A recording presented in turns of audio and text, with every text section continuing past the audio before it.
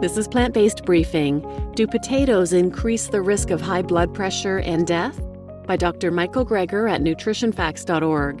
And I'm Marian Erickson, and this is the curated content Plant-Based Podcast, where I narrate a variety of plant-based and vegan articles with permission in about 10 minutes or less every weekday. And today's article is the second in a series Dr. Greger is doing on potatoes. Potatoes have such a bad rap, in America at least. And it's really unfortunate because they have a lot of value health-wise.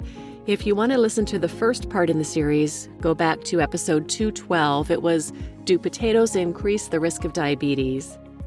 And one thing I always like to point out about Dr. Greger and the nonprofit he founded, nutritionfacts.org, is that 100% of all proceeds he's ever received from his books, DVDs, and speaking engagements have always and will always be donated to charity. He's not in this to sell anything. He's not swayed by advertising. He researches and shares information on all the nutrition studies as a public service. So now let's get to today's plant-based briefing. Do potatoes increase the risk of high blood pressure and death? By Dr. Michael Greger at nutritionfacts.org. Potato intake and the incidence of hypertension. Harvard researchers followed the diets and diseases of more than 100,000 men and women for decades and found that those who ate potatoes on most days, even just baked, boiled, or mashed, not just french fries and potato chips, appeared to be at higher risk of developing high blood pressure. Okay, but what do people put on potatoes? Salt, not to mention butter. So maybe the potatoes are just innocent bystanders. Maybe, but the researchers made attempts to tease out the effects of salt and saturated fat, and there still seemed to be a link between potato consumption and high blood pressure. Maybe potato eaters are just meat and potatoes people.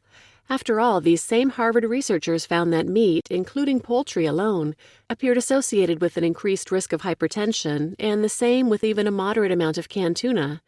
So in the potato study, they were careful to try to factor out any effects from the consumption of all types of animal flesh. Yet they still found an increased potato risk and got concerned that the association of potato intake with hypertension could be a critical public health problem. We had assumed potatoes might actually decrease high blood pressure given their high potassium content, but they found evidence of the opposite effect.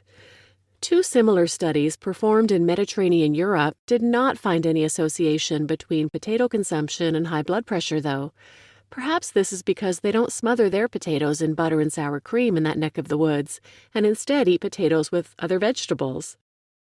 Now, the Harvard folks tried to control for the bad salty and fatty dietary components associated with eating potatoes in the West, just like these researchers tried to factor out all the extra vegetables, but you can't control for everything. A primary reason we care about blood pressure is because we care about the consequences. In two studies done in Sweden, where they primarily eat their potatoes boiled, no evidence was found that potato consumption was associated with the risk of major cardiovascular disease, and no relationship was found between potato consumption and risk of premature death found in southern Italy either. In the U.S., however, potato consumption was associated with increased mortality. A whopping 65% increased risk of dying from heart disease, a 26% increased fatal stroke risk, a 50% increased risk of dying from cancer, and increased risk of dying from all causes put together. However, this all disappeared after adjustment for confounding factors. In other words, it wasn't the potatoes at all. Potato eaters must just smoke more or drink more or eat more saturated fat or something. Once you control for all those other factors, the link between potatoes and death disappears. This was confirmed in the NIH AARP study, the largest such study of diet and health in human history. If you just separate out the potatoes, researchers find they are not associated with increased risk of death, with the possible exception of french fries, which are associated with an increased risk of dying from cancer. Put all the studies together, 20 in all, and no significant association has been found between potato consumption and mortality, though again, fried potatoes may be the exception. Even just twice a week, fries may double one's risk of dying prematurely, independent of other factors, but the consumption of unfried potatoes seem to be neutral. You know, it's funny. I've done a bunch of videos on how all plant foods are not created equal, talking about healthy versus unhealthy plant-based diets. To this end, researchers created not just an overall plant-based diet index, just scoring plant versus animal foods, but also a healthy plant-based diet index and an unhealthy plant-based diet index. The healthy index puts a greater emphasis on whole plant foods, whereas the unhealthy index scores how much low-quality plant foods you're eating, grouping potatoes along with soda, cake, and Wonder Bread.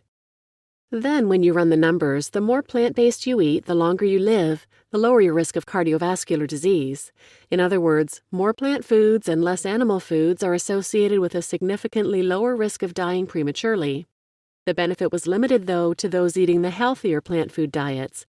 But they were surprised that those eating all that processed plant-based crap didn't live significantly shorter lives. Now maybe that's just because they were eating fewer animal products, and that's really the primary determinant of lifespan here. Or maybe the lack of an association between less healthy plant-based diets and mortality outcomes is because potatoes were kind of coming to the rescue. And indeed, higher intake of potatoes did appear protective. So, given these conflicting findings, future studies may consider just resigning fried potatoes to the unhealthy list. Now, in terms of mortality, fried potatoes may not be as bad as fried meat, fried chicken, and fried fish, but that's not really saying much. The French fry death data gave the industry trade group Potatoes USA a bit of a chip on their shoulder, reminding readers that observational studies can only prove correlation, not causation. To which the authors replied, "Our data add to the pressing public health calls to limit fried potato consumption. French fries may be so bad for you that it wouldn't be ethical to do an interventional study and randomize people to eat them." You just listened to Do Potatoes Increase the Risk of High Blood Pressure and Death? By Dr. Michael Greger at nutritionfacts.org. And please share this episode with anyone who might benefit. Potatoes have a lot of nutritional value, and sadly, some of the unhealthiest people are leaving them off their plates because they're being told to avoid them. And there are 3 more episodes in this potato series that I'll read in the coming weeks. The next one is Glycemic Index of Potatoes, Why You Should Chill and Reheat Them, How to Reduce the Glycemic Impact of Potatoes, and The Healthiest Type of Potato. So please share this, and thanks for listening.